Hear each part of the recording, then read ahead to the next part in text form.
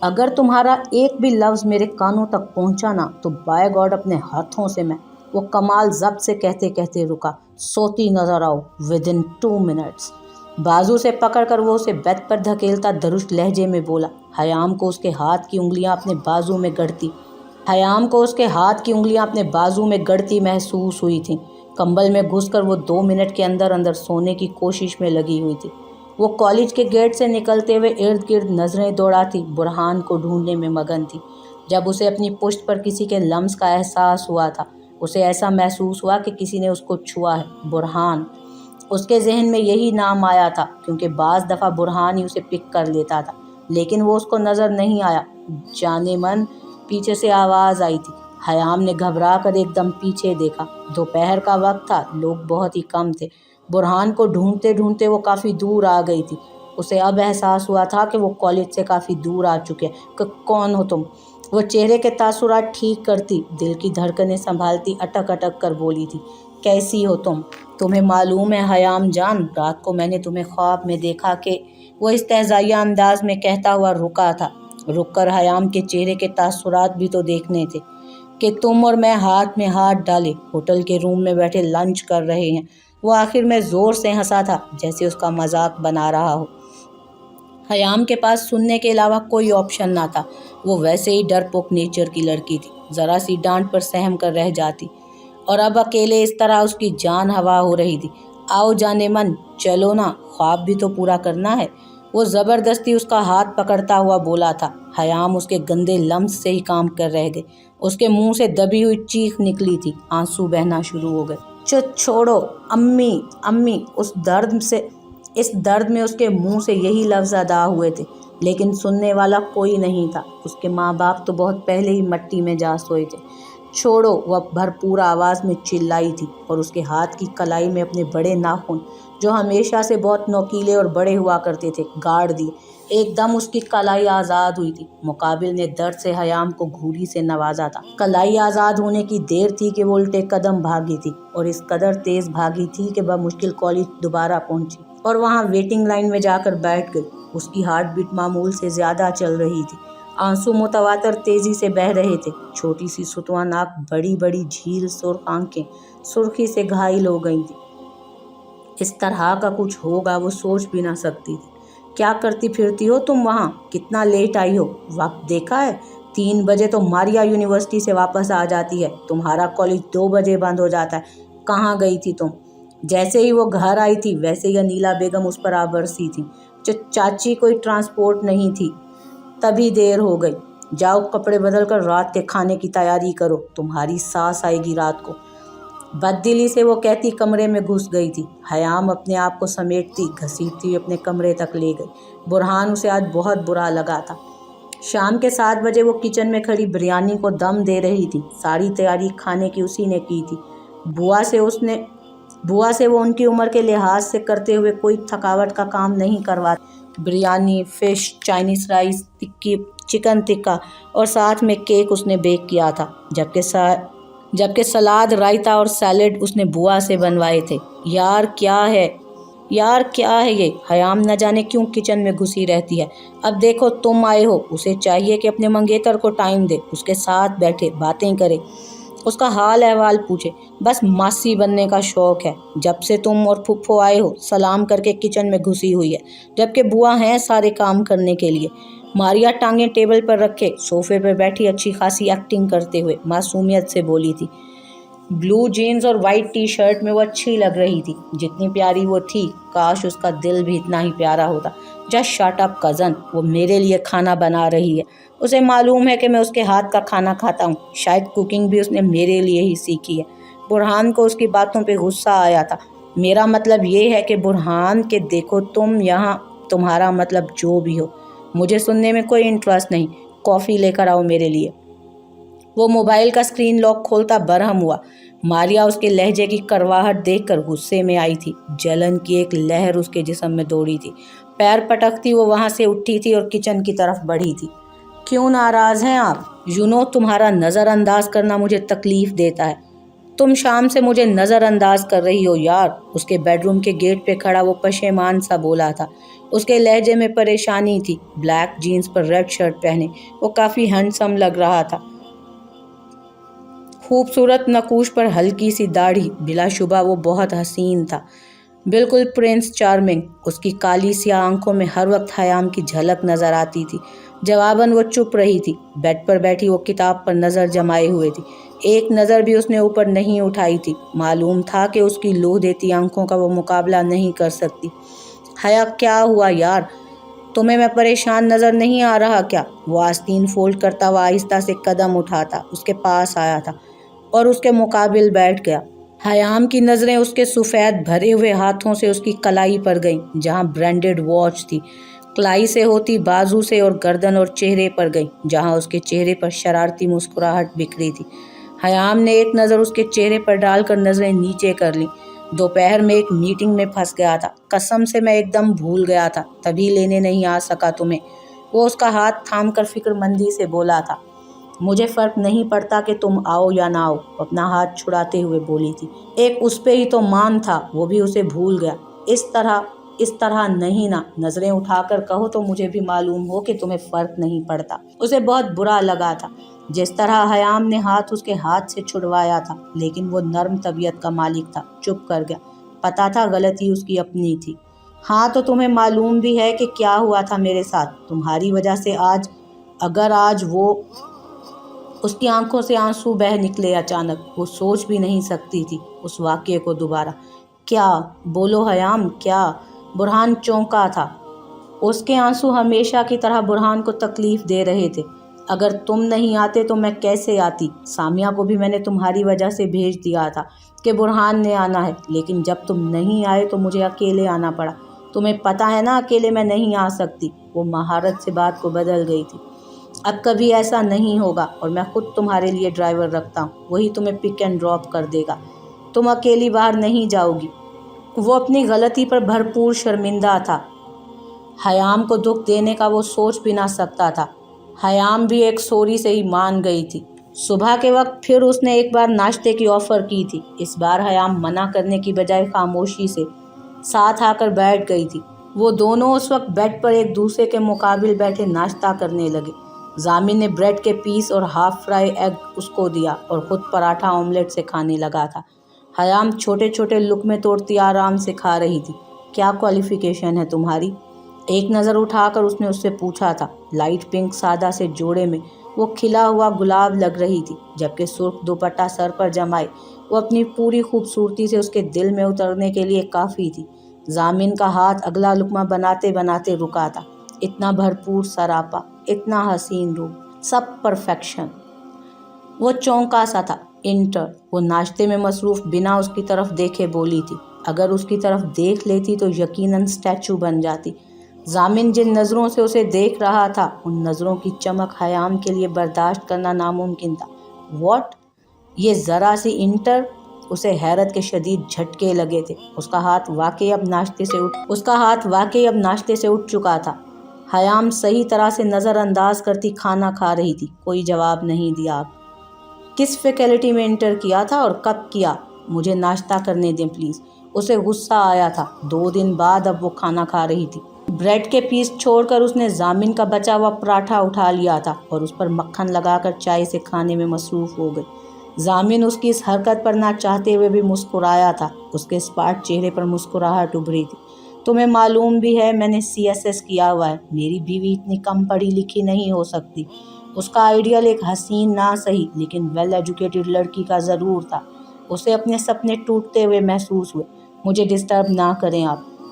وہ خونخوار نظروں سے اسے گھورنے لگی تھی۔ سامیہ کی کچھ سکھائی ہوئی باتیں رات کو ضامن کی اچھی طرح ڈانٹ سننے کے بعد اسے یاد آئی تھی، تبھی اب وہ مزے سے بول رہی تھی بنا اس سے ڈرے۔ What you mean? تمہارا نام کیا ہے؟ کتنا آکورڈ فیل ہوتا ہے مجھے جب مجھے تمہارا نام ہی ذہن میں نہیں آتا۔ نہ جانے کیا نام تھا، حیا رائٹ؟ وہ اس طرح بولا جیسے ان کے بیچ بہت بے تکلفی ہو۔ حیام عابد۔ وہ جوس کا گلاس لبوں سے لگاتی بولی تھی۔ نو، اب سے تمہارا نام حیام ضامن عدیل ہمدانی ہے، اوکے؟ جب ضامن نے تصحیح کی تو حیام کے منہ سے جوس کا گلاس ہٹا تھا۔ ایک دم اسے پھندا سا لگا تھا، رات کو کیوں باہر گئی تھی؟ اگر کچھ ہو جاتا تمہارے ساتھ تو؟ وہ بری طرح بدگمان ہوا تھا۔ رات کو حیام کی اس حرکت سے اسے تکلیف پہنچی تھی۔ اگر کچھ ہو بھی جاتا تو آپ کو کسی کے سامنے کون سا جواب دہ ہونا پڑتا؟ میری کون سی فیملی میں ماں باپ ہیں جو اپنی بیٹی کے بارے میں پوچھتے؟ دکھ بھرے لہجے سے وہ بولی تھی۔ لسن حیام، تمہاری فیملی ہو یا نہ ہو، تمہارے پیرنٹس نہیں ہیں، اٹس اوکے۔ بہت سے ایسے لوگ ہیں جن کے نہیں ہیں، لیکن الحمدللہ میرے پیرنٹس ہیں، اور وہ اب تمہارے بھی ہیں۔ اور رہی جواب دہ ہونے کی بات، تو میں اللہ کو کیا جواب دیتا کہ تمہاری حفاظت بھی نہ کر سکا؟ وہ اس کا احساس کرتا ہوا لہجے میں مٹھاس بھر کے اسے سمجھاتا ہوا بولا۔ حیام نے اپنے ہم سفر کو دیکھا تھا جو اتنی آسانی سے اسے بول گیا تھا۔ کیا وہ سچ میں اس کا محافظ تھا جو اس کی حفاظت کرتا؟ کیا وہ سچ میں اس کا اپنا تھا، اس کی فیملی تھا؟ جی، وہ مختصراً ہی بولی۔ اور اگر میں اس وقت نہ پہنچتا تو جانتی بھی ہو کہ کیا غلط ہو جاتا۔ Careful, okay? اس کا لہجہ کل کے برعکس دھیما تھا، محبت لٹاتا ہوا۔ میں جانتی ہوں کیا ہوتا میرے ساتھ، پہلے بھی تو بہت دفعہ ہو چکا ہے۔ اچھا ہے آپ بھی آزاد ہو جاتے۔ 2 دن پہلے جو آپ نے کیا آپ کو نہیں کرنا چاہیے تھا۔ وہ ناشتہ ختم کر چکی تھی، بیڈ سے اٹھتی ہوئی بے رخی سے بولی۔ اس کے اٹھنے سے پہلے ضامن نے اس کی کلائی پکڑی تھی اور اسے کھینچا تھا۔ اپنا بیلنس وہ برقرار نہ رکھ سکی تھی۔ ایک دم اچانک افتاد سے وہ اس کے بالکل سینے سے ٹکرائی تھی۔ اس کے بازو ایک دم ضامن کی گردن کے گرد جم گئے تھے۔ میں نے کل رات کیا کہا تھا تمہیں؟ اس کا موڈ یک دم بگڑا تھا۔ حیام اس کی سخت گرفت سے گھبرائی تھی۔ اس کے ایک دم اتنا قریب جا کر وہ پزل ہوئی۔ کیا کہا تھا کل رات میں نے تمہیں؟ وہ درست لہجے میں دھاڑا۔ اس کی دھاڑ سن کر اس کی میچی ہوئی آنکھیں مزید زور سے بند ہوئی۔ اس کے ماتھے پہ پسینے کی بوندیں آ چمکی۔ ڈر سہم کر وہ کچھ بول نہ سکی، لفظ منہ میں ہی رہ گئے تھے۔ اپنی پوزیشن کا سوچ کر ہی وہ اندر ہی اندر ختم ہو رہی تھی۔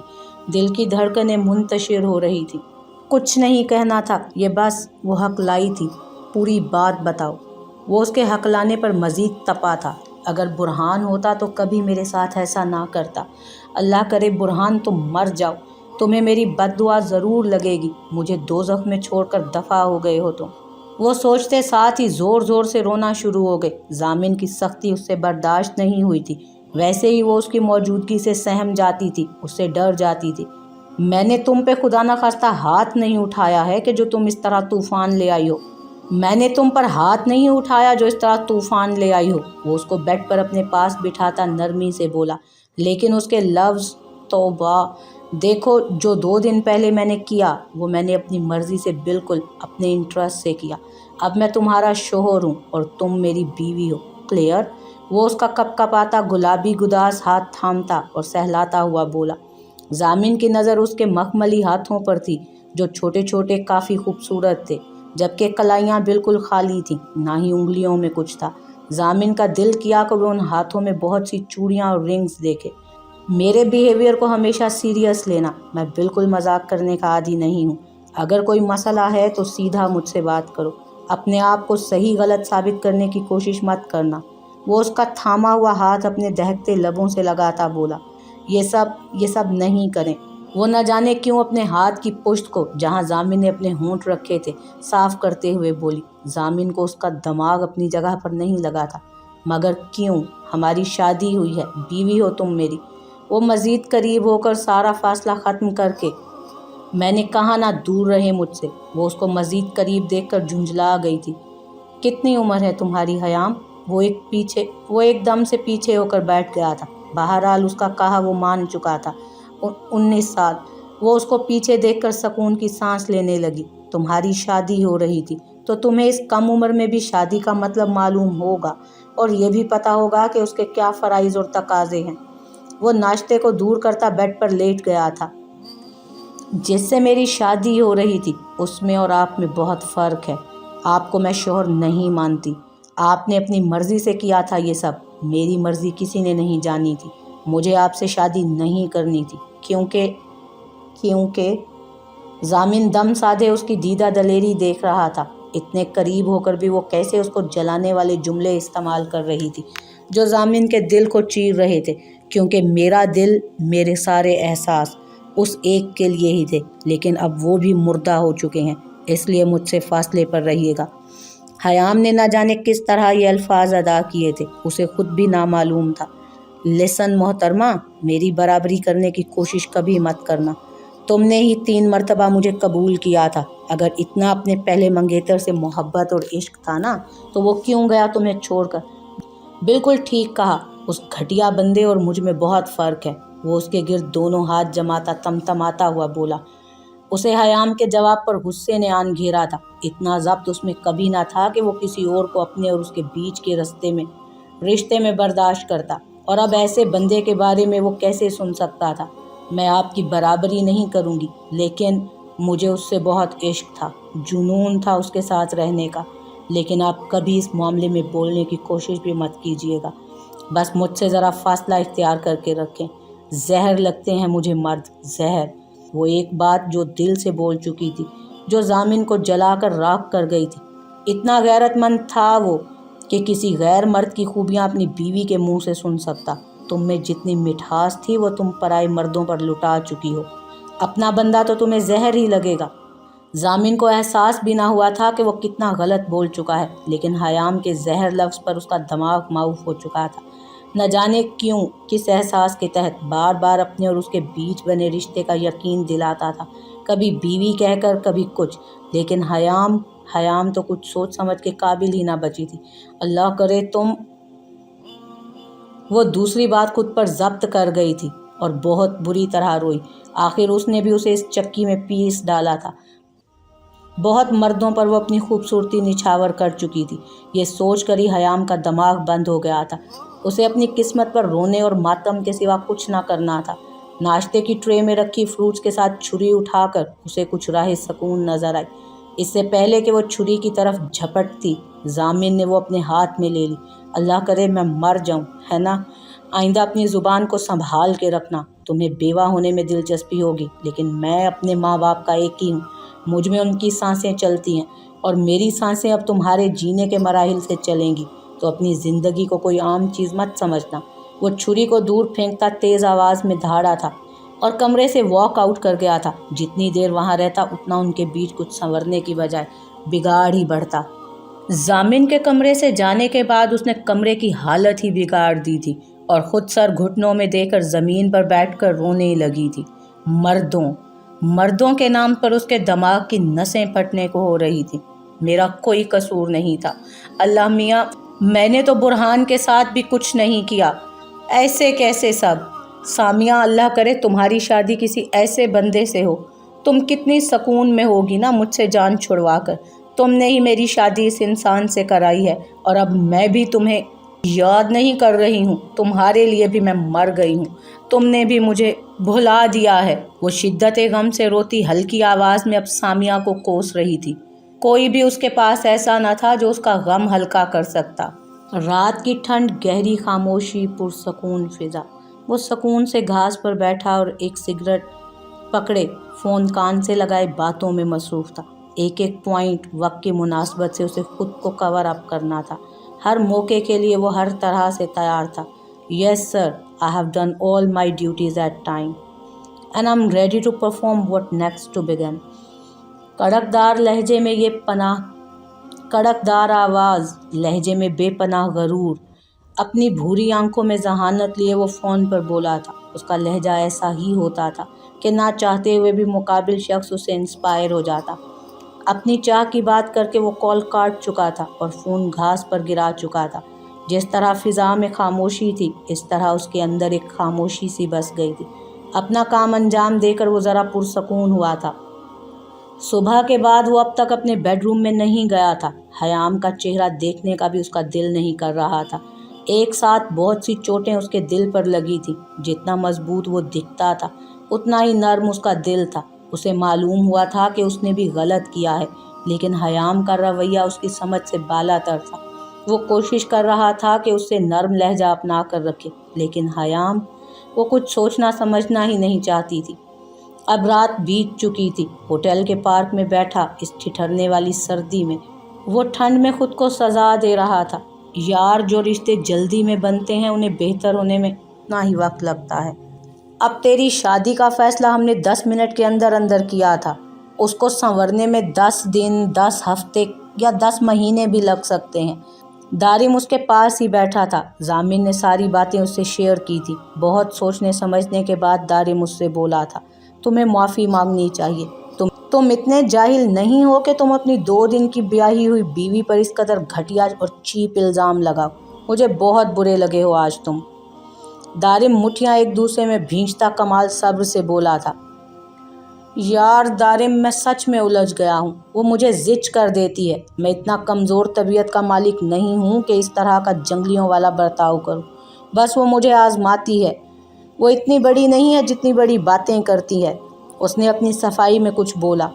तो इस बात का ध्यान रख लो मेरे भाई कि वो तुमसे 8-9 साल छोटी है।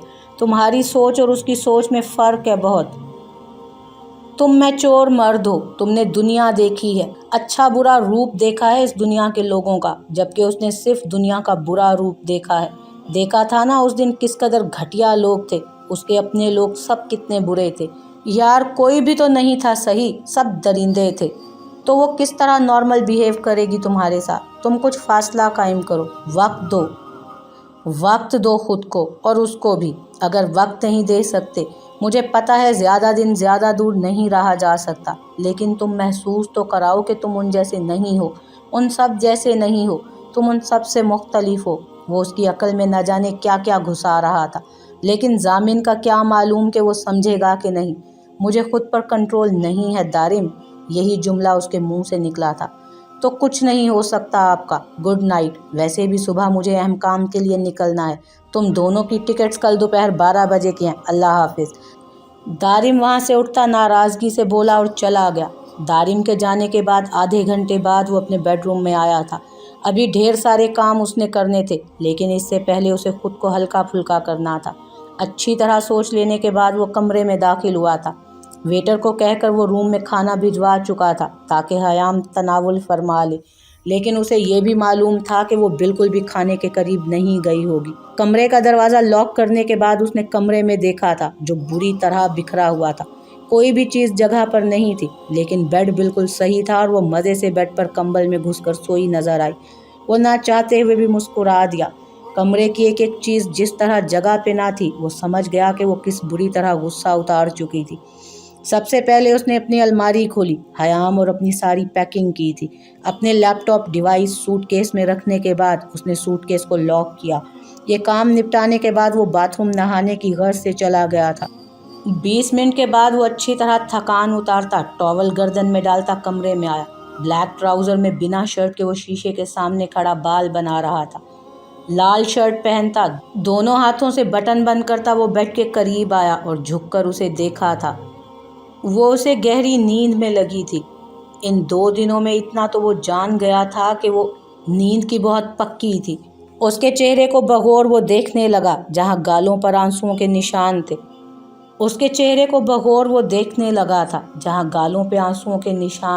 उसके गुलाबी लब अब भी सुर्ख हो रहे थे, आंखें भी सूजी हुई थीं। वो उसके पास ही बैठ गया। एक हाथ अपना उसने हयाम के गालों से मस किया। चेक करना चाह रहा था कि वो गहरी नींद में है भी या नहीं, लेकिन वो जागी नहीं थी, यहाँ तक कि कसमसाई भी ना थी। उसके माथे को छूने के बाद जामिन को मालूम हुआ कि उसे बुखार भी है। अपनी गलती पर बुरी तरह पशेमान हुआ था। बहरहाल वो जिस लिए यहाँ आया था वो करने लगा था। साइड टेबल की दराज खोलकर उसने एक रेड मार्कर निकाला जो परमानेंट था। वो ये मार्कर किसी भी चीज़ को हाईलाइट करने के लिए इस्तेमाल करता था। मार्कर निकालने के बाद वो खोलकर उसकी निब हयाम के गाल के पास ले गया और उसके भरे भरे गाल पर सॉरी लिखा था। एक गाल पर लिखने के बाद उसने दूसरे गाल पर भी यही काम किया था। अब वो उसकी कलाई पकड़ चुका था जो बिल्कुल खाली थी। कलाई पर भी उसने सॉरी लिखा। वहाँ लिखने में उसे खासी आसानी हुई थी। कंबल हटाकर उसने उसके गुदाज पैर देखे। नाजुक से पाँव उसकी तवज्जो ले गए। वो उठा और पैरों की जानिब बढ़ा। उसके बर्फ़ की तरह ठंडे पड़ते पाँव को उसने बारी बारी छुआ और दोनों पैरों पर भी सॉरी लिखकर पीछे हुआ। मारकर वापस टेबल पर रखने के बाद वो अपने बिस्तर पे आ गया। उसकी जानिब करवट लेकर वो उसको गौर से देखने में मगन हुआ। उसका हाथ थाम कर उसने अपने दूसरे हाथ में अपने सीने पर रखा और फिर सोने की कोशिश करने लगा।